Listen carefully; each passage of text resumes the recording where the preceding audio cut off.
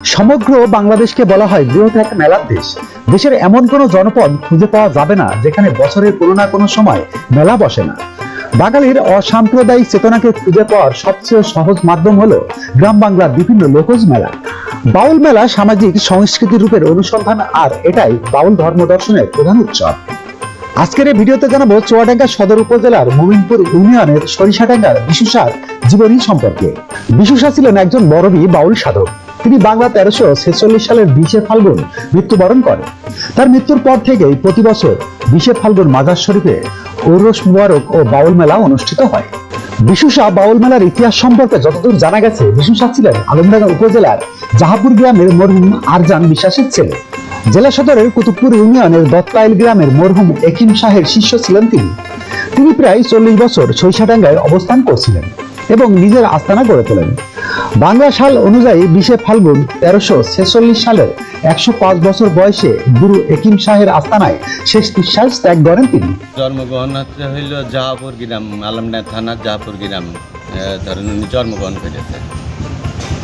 উনি ওখান থেকে শিক্ষা দীক্ষা করলে ওনার গুরুর কাছে শিক্ষা দীক্ষা করে বেরিয়ে ধরেন চলে এসে আমাদের এদিকে এসে এখানে আমার আব্বা ওনার ভক্ত ছিল, উনি এখানে অবস্থান করে কিছুদিন এদিক ওদিক বেরিয়ে ওই গুরুর কাছে যেয়ে উনি মারা গিয়েছে। তারপরে ওখান থেকে নিয়ে আসলো, বাপরা নিয়ে এসে এই জায়গায় দাফন কাপন ছেড়েছে। বিশু শাহের ভক্তদের কাছ থেকে জানা গেছে, তিনি মৃত্যুর আগে বলে গিয়েছিলেন মৃত্যুর পর যেন সরিষাডাঙ্গা গ্রামে তার দাফন কাজ সম্পন্ন করা হয়। তার কথা মতো ভক্তরা তার অন্তিম ইচ্ছা পূরণ করেন। এরই ধারাবাহিকতায় প্রতি বছর বিশু শাহের মৃত্যু দিবসে তার মাজারে আয়োজন করা হয় বাৎসরিক ঔরস মোবারক।